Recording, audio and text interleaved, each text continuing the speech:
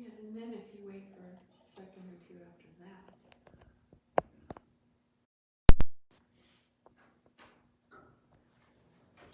All right, the microphone is plugged in. Jessica is back. We're back to normal here, so I think today everything will go smoothly. So, let's see, a couple of preliminaries here. We're reading through. Maybe somebody's listening that hasn't listened before. So we're reading through this book on Old Testament history by Charles Pfeiffer, and I don't know if it's still in print or not. All the copies that we ordered were used. I think it's probably still available on Amazon through a used copy. Anyway, we'll be coming to that shortly.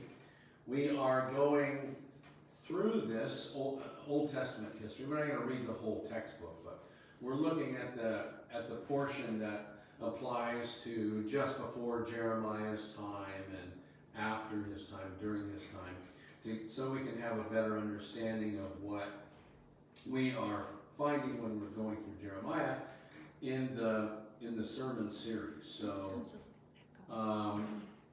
we've got I've got a map here, and does that sound not very good? Oh, it just sounds a little echoey. Oh, okay, that's all right. We can live with echoey. Yeah. We can handle that. So, all right. Wi-Fi broadcasting is always an adventure, that's for sure. Look at this screen here, and we'll just get some background, the TV screen there. And so what I did, I looked all around for some good Bible maps that we can zoom in on or be online, but I didn't find any. And I just decided that I'll use Google Earth.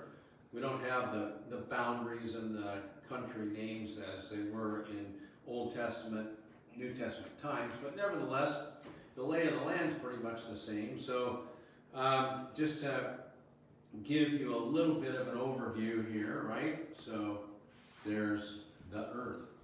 And then we zoom in here, and you've got Africa. I just want to watch where the cursor is here. You've got Africa over here, northern Africa, and of course then that's Egypt. And Israel is going to be laying right in here along the Mediterranean coast, just a little country. And one of the things to really keep in mind that you see from the geography here is that you have Israel right here in the middle of the world powers of the time, okay? So remember, Egypt, of course, is a world power down here. But to the north, which is primarily what Jeremiah talks about, to the north, this area here, you see how the cursor moves in an arch, right? So that's where this idea of the Fertile Crescent comes from. And it's fertile as opposed to this desert down in here in Saudi Arabia. So because the Tigris and Euphrates rivers they're running through here. And so this is like, maybe also you've heard it called the cradle of civilization, or Mesopotamia. But this is where, this area right in here in the north is where you have Assyria and Babylon, all right? And they're competing with each other. Assyrians come in first. They're the ones that wiped out the northern kingdom of Israel in 722 BC. And then you have the Babylonian kingdom comes up, and and it will eventually, under Nebuchadnezzar, wipe out the southern kingdom of Judah. But the point I wanted to make here is you got major powers up here, right? Assyria and Babylon. You got a major power down here, Egypt, and they're trying to go at each other. You know, everybody wants to be, it's like a big chess game. They want to be rulers of the world. And to get at one another, obviously, they're going to come right through Israel. And what is also interesting here is, if you, we zoom in here a bit, all right? some of the names are the same. So here's, you see, here's Jerusalem right here. I can zoom in a little more, but I don't want to just yet. And Israel, right, up and down through here, Dead Sea, Sea of Galilee, I think, up here. But notice the close quarters here, right? So here's this little country of Jerusalem. And here's Syria, Damascus, capital. Syria is just right there. Lebanon's right there. Beirut in Lebanon. Across the Jordan River, here's the Jordan River running up through here. But across the Jordan River, this is where nations like Moab down here were, and the Transjordan area. Enemies, they're all enemies. Every single one of them is, over here on the coast even, you've got Philistia, would have been down here along the coast. And then to the north, you've got Tyre, up in this area in Old Testament times. And so, in those days, as is true today, Israel shouldn't even exist, right? I mean, it should have been, particularly since it has been devastated before and wiped out by enemies, people carried off into captivity, and so on. So this is an area then that we're looking at and dealing with, and how the names you see here, of course, are in the headlines even still today. So, okay, we'll refer to this in a second here. This place called Deban. I'll get a little closer here, down here, all right? Here's Jerusalem, this place called Deban, and it'll come up here in our reading. So, if we go over to 1 Kings 12, that's where you read the biblical account of the divided kingdom, okay? Remember, Judah in the south, Israel in the north, 10 tribes in the north, Judah consisting of Judah and Benjamin in the south. And we saw how Jeroboam became the king in the north, and Rehoboam, the son of Solomon, after Solomon died, became the king in the south. Now I wanted to read to you here in starting in verse 25. So here's some of the stuff that was going on. So Jeroboam, who shouldn't be a king at all, but God allowed it, and even sent a prophet to tell him that he would have 10 tribes to rule over, but it's all part of God's judgment on the nation. And here's some stuff that he does right away. Then Jeroboam built Shechem in the hill country of Ephraim and lived there.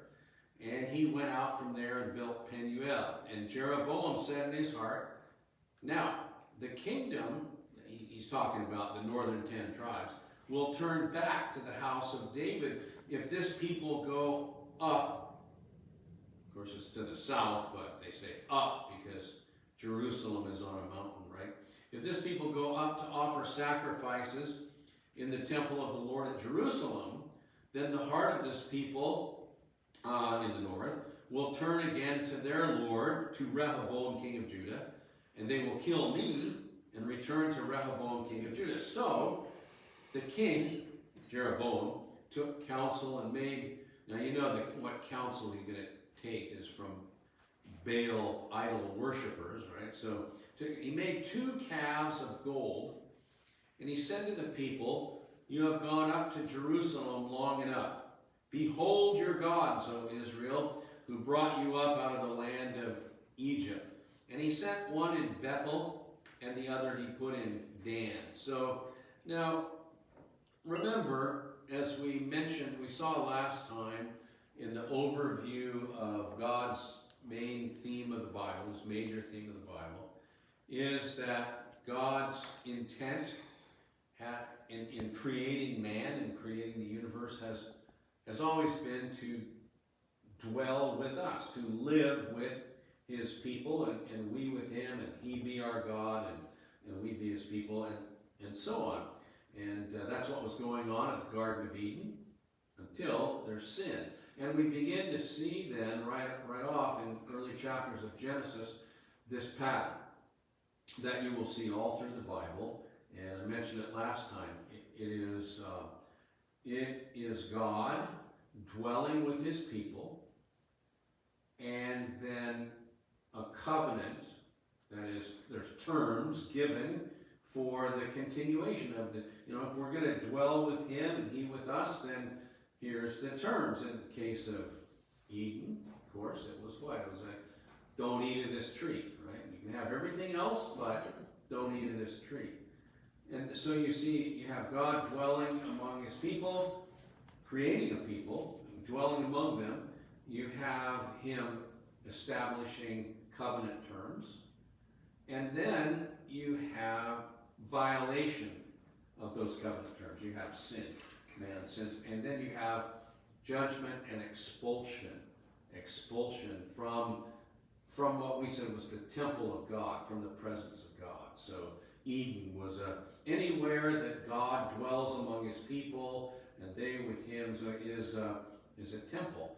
And Eden then was a temple. Adam and Eve were supposed to obey the Lord, and remember how we fill the earth and subdue it. Well, the idea there is that they would expand Eden and all of its blessings to the entire creation. Okay, and so anyway, so here's this pattern, and what we're seeing here, you need to keep this in mind as you're reading the Bible, if you're going to correctly interpret it.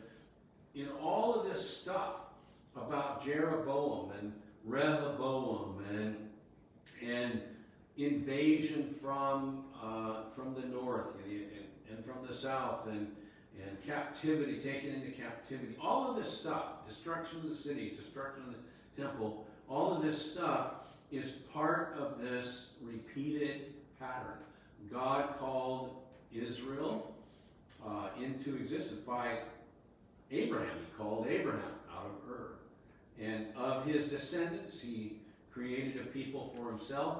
He redeemed them. He brought them out of Egypt. And he led them into the promised land to where he would dwell among them, right? He has them build a tabernacle and so forth. He would dwell among them and they with him. But it requires the covenant terms that were given at Sinai. And before Moses even gets down from the mountain, they've broken the covenant terms. And so this thing just happens repeatedly. They continue to exist because God is so merciful to them. He brings them back after Babylon wipes out the south, and he brings them back from captivity after 70 years and brings them back into the land. And of course, the only cycle which is going to put an end to this cycle once and for all is the new covenant in which God sends his son into this world, and Christ is going to be the Israel who obeys perfectly, so that this time there will never, Jeremiah talks about it in Jeremiah 31, there will never be an expulsion from the land. In fact, we're headed to that land, and we're already partially in it. So remember that as we're looking at this, all this junk, all these bad things are happening. The division of the land and so forth is happening because of sin, and it's God's judgment upon them. This is so obnoxious. Jeroboam will be repeated, his name will be repeated down through the Old Testament. Jeroboam, the son of Nebat, who caused my people to sin. Well, look at what he's doing here. They all knew. They knew about the golden calf at Mount Sinai in Moses and Aaron's day. And what happened to them? God's judgment comes on them for that, worshiping that golden calf. Jeroboam, this is how defiant man's sin is. He makes two calves. And he tells the people, Behold your gods. You know, this is where you're gonna worship. Okay? So you see how detestable this is, and that the people would go along with that. So he set one in Bethel and the other he put in Dan. There would have been reasons for that. You know, Bethel is where it was kind of a temple. That's where God appeared to Jacob, right? Bethel, the house of God. And I'm not sure why he chose the other one in Dan, but at any rate, he does. This thing became a sin, for the people went as far as Dan to be before one. So they did. They go, and they worship these things. He also made temples. You know, if that wasn't enough, he made temples on high places and appointed priests. So he establishes a false priesthood. False religion always does that. It does it today. Rome has done it. False priesthood from among all the people who were not the Levites. So he isn't following God's direction at all. Total rebellion, okay? And Jeroboam appoints, he establishes his own feasts and celebrations, right? Appointed a feast on the 15th day of the 8th month, like the feast that was in Judah, and he offered sacrifices on the altar. So he did in Bethel, sacrificing to the calves that he made. And he placed in Bethel the priests of the high places that he had made. He went up to the altar that he had made in Bethel on the 15th day in the 8th month, in the month that he had devised from his own heart. And he instituted a feast for the people of Israel and went up to the altar to make offerings. So one of the things that we should learn from this sort of thing is that you have to engage your brain, right? There's always going to be somebody. There's always going to be a Jeroboam around who creates a fake religion, a fake Christian religion, and fake gods. And and we need to know that. We need to be wise to it, and we need to resolve. We will not go along with the crowd, and we won't disobey the Lord, even if we're the only one standing. I also wanted, I'm kind of eating up a lot of time here, but it's some good background. I wanted to show you Deuteronomy chapter 28, because it actually describes and explains a lot for us as to what is going on as we read through the New Testament or the Old Testament. Okay, here it is. So now you see that there's a heading here. I have the ESV, and there's a headline here: Blessings for Obedience. Deuteronomy 28, beginning in verse 1. And then if you go down, scroll down a way, see this? Curses for disobedience. This is Moses' last speech, you might say, to before he dies, to Israel. And Deuteronomy, deutero means two or second, and nomos means law. So Deuteronomos, that's where Deuteronomy, it means, it isn't that God gave a second law, it's that Moses repeated the law to the people. So here we have it, there's the terms of the law. If you're going to live in the land, then this is what obedience to the covenant looks like, okay? And if you faithfully obey the voice of the Lord your God, being careful to do all his commandments that I command you today, the Lord your God will set you high above all the nations of the earth. And all these blessings shall come upon you and overtake you if you obey the voice of the Lord your God. Blessed shall you be in the city, and blessed shall you be in the field. By the way, the repeated, this is like the Beatitudes of the Old Testament. Jesus repeats them, Matthew 5, in the Sermon on the Mount, right? Blessed are the peacemakers and so on. Well, blessed shall you be in the city, blessed shall you be in the field, blessed shall you be the fruit of your womb, and the fruit of your ground, and the fruit of your cattle, the increase of your herds, and the young of your flock. Blessed shall be your basket and your kneading bowl. Now, by the way, so these blessings go on. And what you'll find out is when the people violate the covenant, when they sin against God, and he pronounces judgment upon them, as we see in Jeremiah, you will see the forms of those judgments taking, having as a background, the removal of these blessings. We'll see the curses in a moment, but you're going to be blessed in your cities. Well, but if you disobey, you're going to be cursed in your cities. The enemy's going to slaughter you and wipe out your cities and so forth. Blessed shall be your basket and your kneading bowl. All right? If your basket of bread and your kneading bowl is full of frogs or lice, like in Exodus, it's God's plagues upon you. Blessed shall you be when you come in. Blessed shall you be when you go out. The Lord will cause your enemies who rise against you to be defeated before you. They shall come out against you one way and flee before you in 7 ways. The Lord will command the blessings on you in your barns and in all that you undertake, and he will bless you in the land that the Lord your God is giving you. The Lord will establish you as a people holy to himself, as he has sworn to you, if you keep the commandments of the Lord your God and walk in his ways. All the peoples of the earth shall see that you are called by the name of the Lord, and they shall be afraid of you. And the Lord will make you abound in prosperity, in the fruit of your womb, and in the fruit of your livestock, and in the fruit of your ground, within the land that the Lord swore to your fathers to give you. Now, if you look at this, in verse 11, do you see Eden in this, right? Because you'll always see when God is blessing and he is,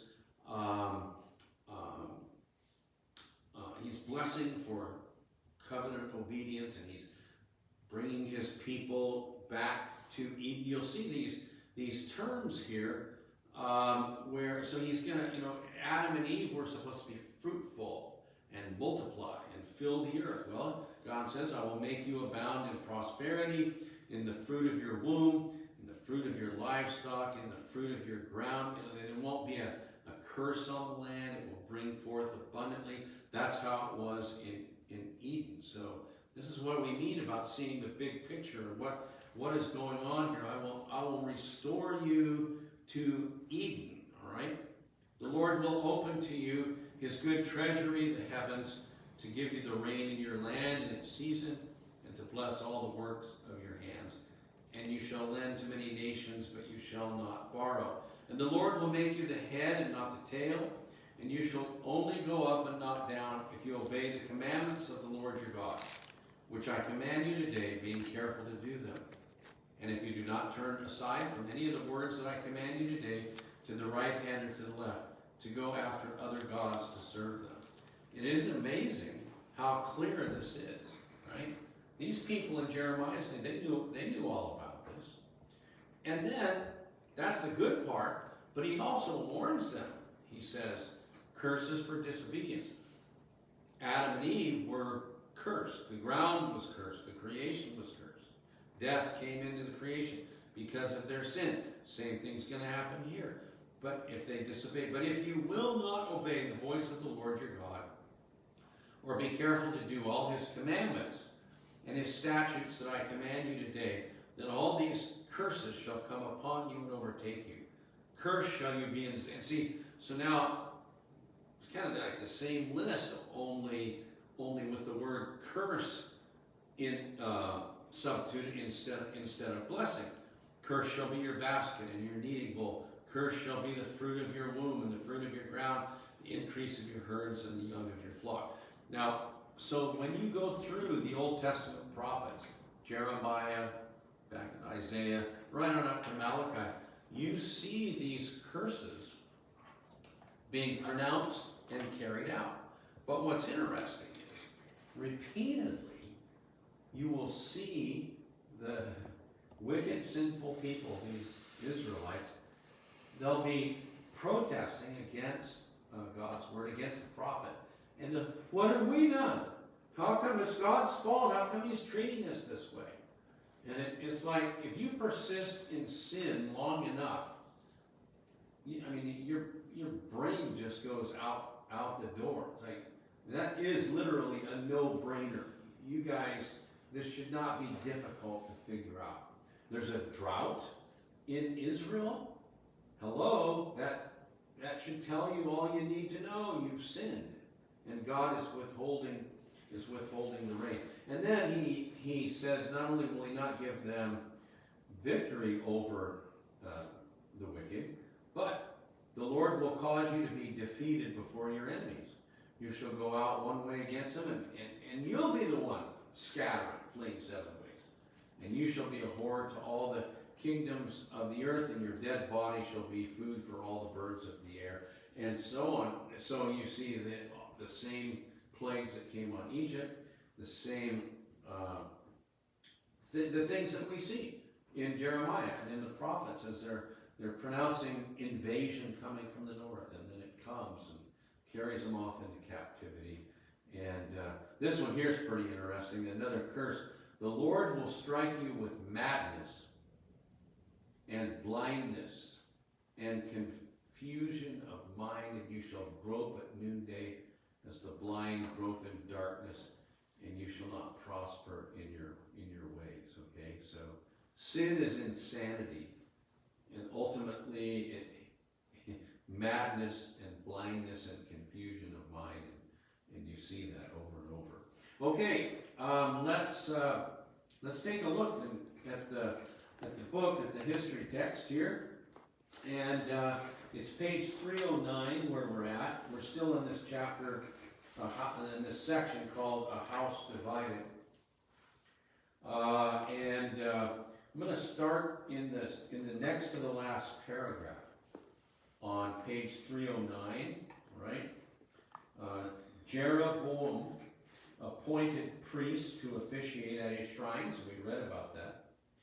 And he appointed a feast on the 15th day of the 8th month, like the feast that was in Judah. 1 Kings 12.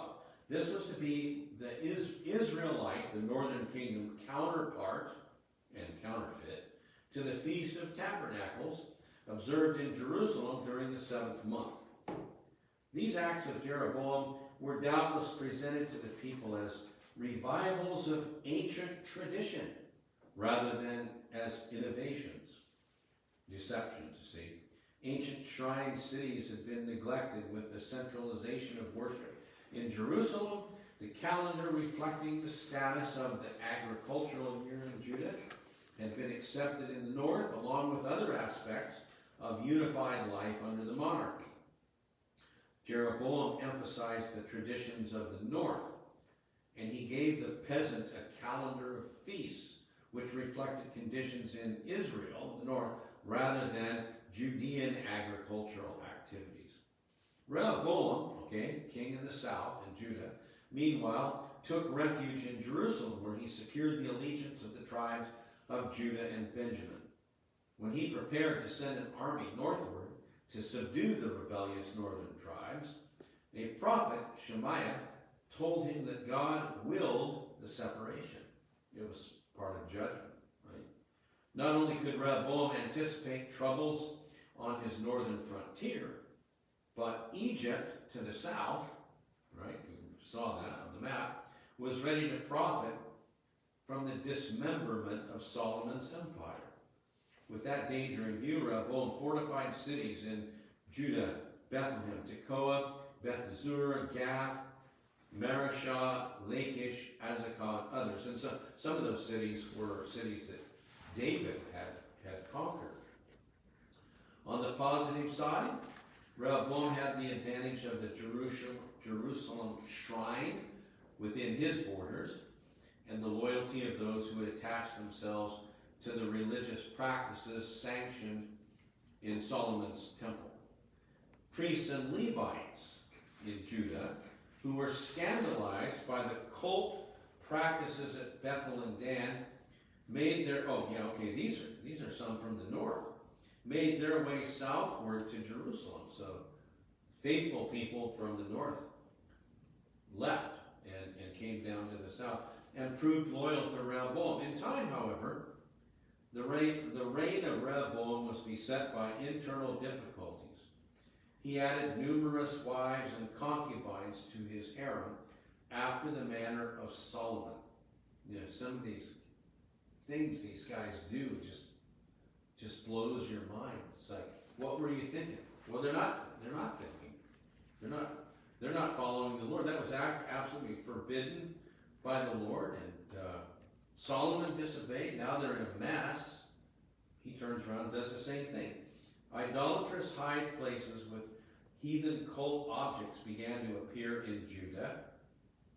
In the light of such practices, the invasion of, now this is an Egyptian pharaoh, Shishak, was interpreted as evidence of God's displeasure with the idolatry of his people.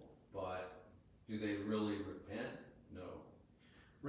Rehoboam's son, Abijah, ruled but 3 years in Jerusalem. We read of but one battle during his reign, but Abijah was able to gain a victory over the numerically superior forces of Jeroboam. So there's a little bit of civil war going on there. Abijah occupied Bethel and other nearby cities. It's possible that the Arameans of Damascus, to the north, Syria, honoring a treaty with Abijah, attacked Israel from the north, exposing its weak southern border to invasion from Judah. Israel quickly recovered, however, for in another generation, the armies of the northern kingdom were pressing hard upon Jerusalem itself. The biblical historian asserts that Abijah's heart was not wholly true to the Lord his God, 1 Kings 15. After his short reign, he was succeeded by his son Asa, the first of Judah's reformers. Now, there are a few godly kings that come up, not many, in the south, in the southern kingdom.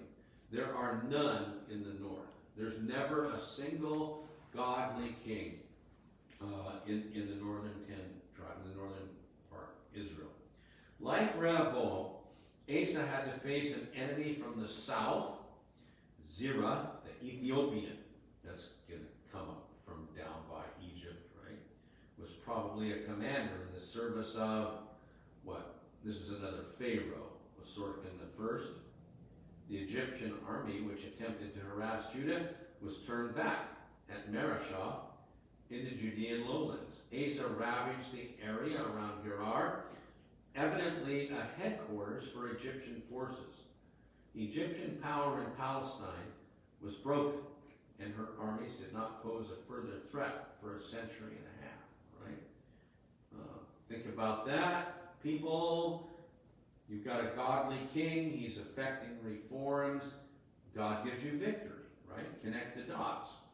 Asa showed his zeal, this is great here, for Yahweh by renouncing his mother, Maacah, because of her idolatry. Maacah made an abominable image for Asherah, a fertility goddess, which Asa destroyed and burned at the brook Kidron. Such idolatry was to be repeated periodically, both in the north and south. Let me take a look at that passage there. 1 Kings 15. Because that's fairly incredible, okay? There's the civil war between the south and the north. And, okay, verse 9. In the 20th year of Jeroboam, king of Israel, okay, in the north, Asa began to reign over Judah in the south. And he reigned 41 years in Jerusalem. Now that's another sign of God's blessing. 41 years. They had, in the south, they had a godly king. His mother's name was Maacah, the daughter of Abishalom. And Asa did what was, this is a great sentence to read. Asa did what was right in the eyes of the Lord, as David his father had done. It's rather remarkable, too, because of his parents, right? So, what was the godly influence in Asa's life? We don't know, but you can bet that there was one. He put away the male cult prostitutes out of the land and removed all the idols that his father had made. See, all that junk, all that filth had been creeping even into the southern kingdom. There's always, in these idolatrous systems, there's almost always, you'll find cult prostitution, all right? That somehow, man can mate with the gods or something. It's a fertility thing and his blessing and all this evil stuff. But he put an end to that.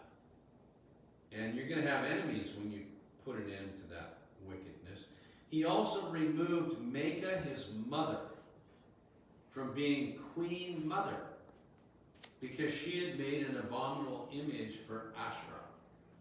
Asa cut down her image and burned it at the brook Kidron. So, not sure what being the queen mother all entailed, but you can bet basically, well, especially if the king, Asa, if he became king at a very young age, like some of them did, their mother probably had all kinds of undue influence, queen mother, but he takes her out. The high places were not taken away. Nevertheless, the heart of Asa was not wholly true to the Lord all his days. And there's something that's very rare to find, somebody persevering. He brought into the house of the Lord the sacred gifts of his father and his own sacred gifts, silver and gold and vessels. And so here's this, they're being innovative. He's being innovative in worship. He's not following the law in regard to worship. But you can see here, though, when he removes his mother from being queen mother, see, this is the kind of thing that you'll see in the New Testament. When Jesus tells us that you can't be my disciple if you don't hate father, mother. This is what he's talking about. Hating father, mother, sister, brother, and so forth. And loving them and showing them more allegiance to them than you do to Christ. You have to love Christ. You have to obey him, even if it means, mother, you're out of here. You're gone. Okay, so you see, certainly Jesus had these kind of pictures in mind when and we need to as well if we're going to interpret his instruction to us then accurately. So, where are we at here? Okay, middle paragraph, page 311. When Jeroboam died, we're back to the north, his son Nadab tried to take the throne, but he was assassinated by an officer named Baasha. Baasha became the king of Israel and reigned 23 years. He fortified the city of Ramah, just north of the Judean border, to protect himself against attacks from the south, and perhaps as a base for launching his own campaigns. Asa of Judah reacted by mobilizing his own forces and allying himself with the Arameans of Damascus. So that's to the north of Israel, in the north, okay. Syria's to the north. So it's like, okay, you got Judah in the south, and now so we're going to be an ally with the Syria in the north, and we can kind of put the pinch on Israel, okay, in between. Damascus threatened Israel's northern and eastern borders, thereby relieving Judah of the threat of invasion from Israel. Baasha died a natural death, but his son Elah was murdered by a commander named Zimri after a reign of but 2 years. Both Baasha and Zimri had taken the throne after exterminating members of the previous royal house. While Baasha's coup d'etat was successful, Zimri's lasted but a week. So, you see, what is this all about? This is all about the results of God's people rejecting him and not obeying him, all right? And they're in the process of being expelled from the land, right? Thrown out of Eden. Omri, the commander of the army, besieged Zimri in his capital at Tirzah. Zimri set fire to his palace and perished in the flames. Sounds like an old English novel. A period of confusion followed, with some Israelites favoring a man named Tibni and others preferring Omri. Omri's partisans prevailed, and he ruled for 6 years in Tirzah before choosing Samaria as his capital. The capital had been moved from Shechem to Tirzah and then to Samaria. And it was to remain. So the northern kingdom's capital from this point on is to remain at Samaria for the remainder of the history of the northern kingdom. The southern kingdom had no capital but Jerusalem. Okay, the next chapter here is going to continue with all of this back and forth stuff in Israel and in Judah. You'll see here at the start of chapter 47, entitled The Dynasty or Dynasty, however you say it, of Omri. There's a picture on the left there of what's called the Moabite stone. And one of the reasons, I'm going to show you, I think I've got it on here. Yeah, here we go. Okay. One of the neat things about studying this Old Testament history textbook is that it brings in sources from archaeology and so on that corroborate the accuracy and truthfulness of the Old Testament, right? You know, this was really, you may not be aware of it, but long before any of our times, back in the 1800s and so forth, particularly, there was a huge assault. I mean, it still happens today, but there was a huge, supposedly scholarly assault on the trustworthiness and accuracy of the Bible. And, you know, that's where maybe you've heard of out of Germany particularly, the Wellhausen hypothesis and higher criticism and all this stuff where they're trying to show that the Bible is not an inspired book. It's not the Word of God. It's simply a book that's created by man, and it's a mishmash of different editors, or they want to call them redactors, you know, press people, you got to think up new names. And so they've just thrown things together. Moses, you know, these kind of people would scoff at the idea that Moses wrote the Pentateuch and so on. So you had all this kind of stuff going on. Well, one thing that happened is that there was a big thrust in biblical archaeology. And I'm not an expert on this. Maybe some of it was motivated by an attempt to disprove the Bible, you know. But what happened is that there were lots of things that were discovered that, well, let me put it this way. Archaeology has always affirmed the Bible, okay? It always has. And that should be a real encouragement to us. Well, one of the things that they found was this stone called the Moabite stone.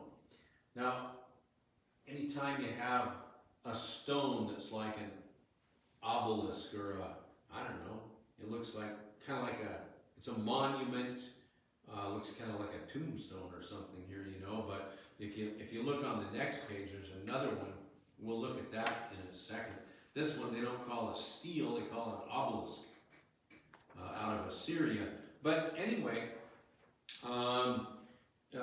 it's that word stele just it means like a pillar of some kind. I didn't look up the exact definition of it, but they find this thing in Moab, or at this place called Mesha. And here we go. I'll read a little bit off the screen here to you.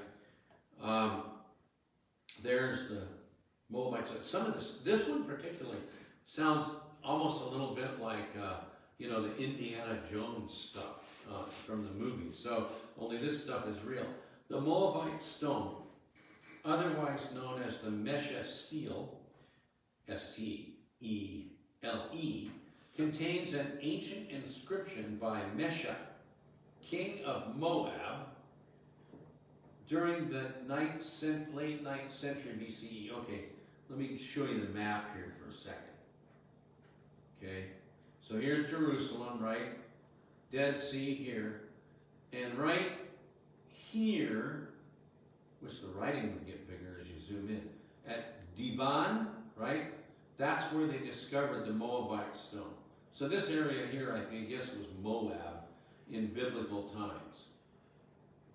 Zoom out, the writing gets bigger on this thing. So just over the east side of the Dead Sea, not that far from Jerusalem. You know, like I said, the enemies were close at hand. That's where they found the Moabite stone. And let me go back here again. There we go. All right.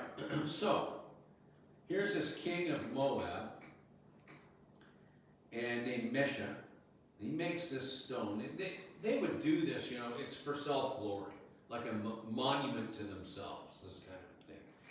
And elements of this, right, it looks like it was made, what's it say, 9th century BC, so maybe like 850, something like that, which is those are the times we're reading about. Elements of which match events in the Hebrew Bible. The inscription describes two aspects of how Mesha, that should be led, Moab into victory against Israel. So these monuments, they would always brag about what they had done, right? First, he claims to have defeated ancient Israel on many fronts, capturing or reclaiming many cities and slaying the inhabitants. Second, Mesha claims to have reconstructed or repaired many cities and buildings, including a fortress, king's residence, and cisterns for water storage. Unfortunately, the last 5 lines of the inscription are broken, so scholars are unsure exactly how the Moabite stone ends. So here's what was discovered. This is kind of interesting. The Moabite stone was discovered in 1868. I don't know why they didn't stick with AD. You know, now we've got CE. What is that? Current era. Anyway, at Dibon, amidst a time in which scholars sought for any inscriptions and other proofs for the historicity of the Bible. So, when the scholar Charles Clement Guénot, he must have been a French guy, heard that the missionary F.A. Klein had discovered a large stone with writing in Dibon, he sent 2 people for further information. The first person made a copy of the text.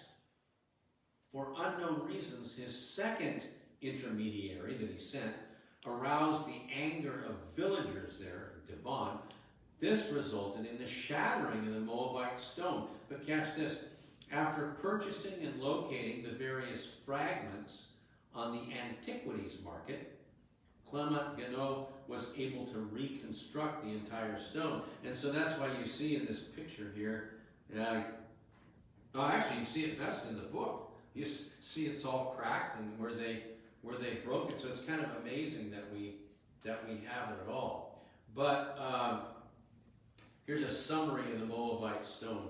Moabite stone is written in the first person, the speaker being Mesha, king of Moab. He ruled from 850 until the late 9th century. Moab was located east of ancient Israel and Judah across the Dead Sea.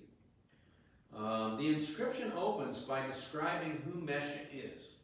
In addition, the purpose of the stone is itself expressed because he, Chemosh, the Moabite deity, all right, also written as Chemos, delivered me from, here he's glorifying his idol god, delivered me from all assaults, and because he let me see my desire upon all my adversaries.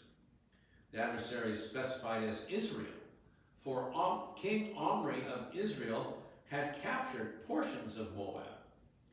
Around the time when the son of Omri was king, Mesha began to recapture lost territory, rebuilding, slaying inhabitants, and taking Israelite slaves. The next section of the text describes various things which Mesha claims to have accomplished for the greater good, and so forth. Okay, so there you have it. Let's see, where is this thing? The text.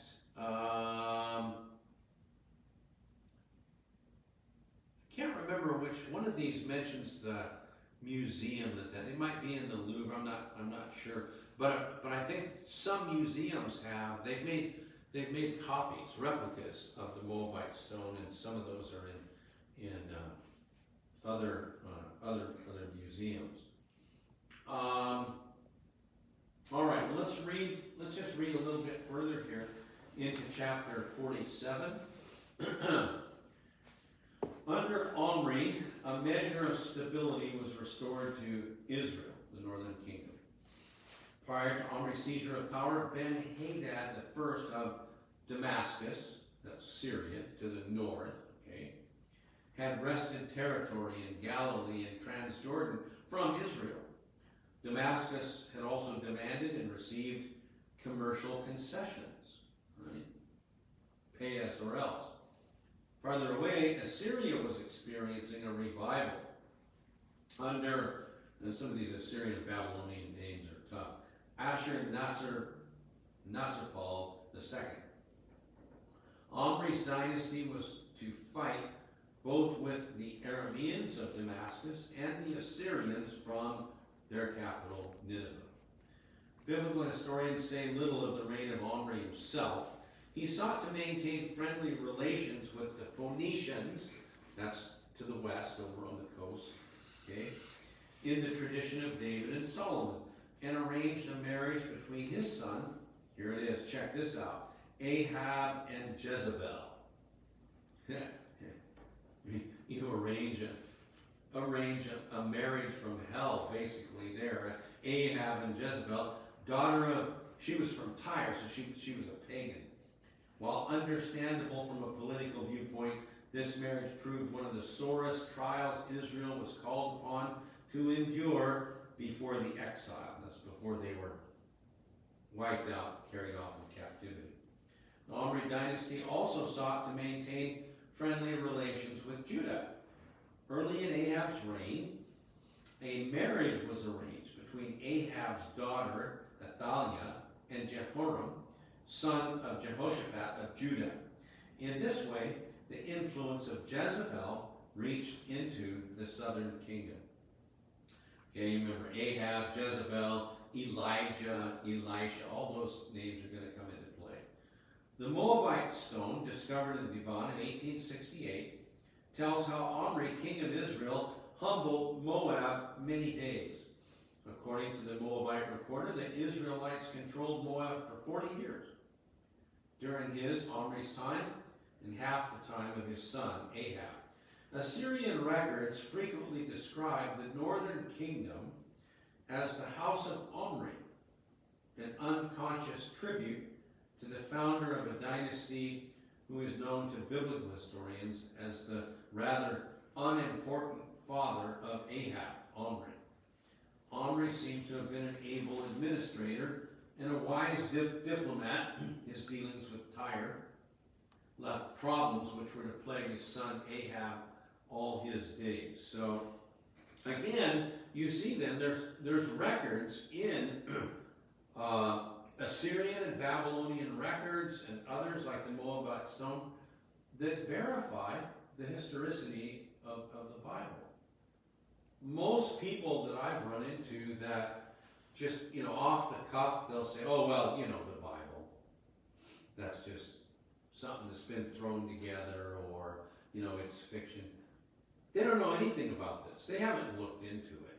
In fact, the first question that you want to ask someone like that is, have you read it? Have you even read it? And, the vast majority of them then haven't. So, in bringing a Tyrian from Tyre, she's from Tyre, bride, Jezebel, to Samaria, Ahab did what any ruler of his age would have done. Well, that's the catch, isn't it? God's people are not to do what anyone in the world would have done. He built a shrine dedicated to her god, Baal, the god whom Jezebel venerated in her homeland. See, this is why God told Solomon, don't marry foreign wives. They will lead your heart astray, and you'll end up worshiping idols. But he did anyway. On a similar basis, Solomon had introduced temples into Jerusalem to care for the religious needs of his foreign wives.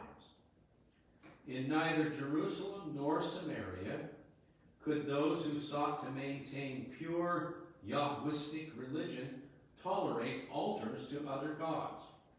We may suppose that prophets such as Elijah denounced Jezebel's shrine, and that she in turn sought to use her royal power to silence them. And of course she tried. Ahab was willing to support his wife in this venture, and before long, Baalist religion spread throughout Israel with the blessing of the king and queen. Yahweh's prophets were a persecuted minority, but they clung tenaciously to their task. Elijah dared to challenge Ahab and Jezebel. Drought throughout the land underscored the impotence of Baal, a fertility god. So here's Baal. Idolatry does make people insane, right? I mean, they're calling out to Baal, and they're building him temples, and there's this drought going on. But it doesn't end, it doesn't stop. Furthermore, they had the background of the scriptures and from the prophets that God promised to bring them drought if they disobeyed him. And he'd bring them rains in their season and abundant crops if they obeyed him, right? But they refused to see that. You know, that's how the wicked always are. They don't want to say, I have sinned. They're not going to do that. They'll even blame God before doing that. The pendulum swung back and back following Elijah's contest on Mount Carmel, right? There, the prophet of Yahweh publicly challenged the prophets of Baal to call upon their God to produce fire and consume the sacrifice that was offered to him. Baal proved impotent, but when Elijah calmly offered his prayer to Yahweh, the God of Israel answered by fire, and thus proved himself to be the true God, worthy of the worship of his people. In the aftermath, many of Baal's prophets were slain, but Jezebel was not ready to yield. The religious problem outlived Ahab. Well, we'll stop right there for this time, but that's one of those events, isn't it? The contest there on Mount Carmel with Elijah and the prophets of Baal. If you're going to pick out, what would be your list of events in the Bible that you would like to be at? There'd probably be a lot of them, but this has got to be one of them, right? Maybe you have David and Goliath as one of the lists, but this one here is a classic with Elijah there, and yet Jezebel is going to continue to pursue her wickedness and try to kill Elijah. So, we'll stop right there and plan to pick up at that point next time. Just put a marker in your book at page 313, and let's pray. Father, we thank you for your kindness to us in that you didn't just wipe out mankind for all of his and our terrible sin and knowing disobedience against you, but that you preserved a remnant people for yourself, and then in due time, in the fullness of time, Christ came into the world, and that he has now perfectly and fully obeyed your law for us. So we thank you for Christ, and we pray that you would continue to bless our study of your word as we go through these accounts of the Old Testament. We thank you. In Jesus' name we pray.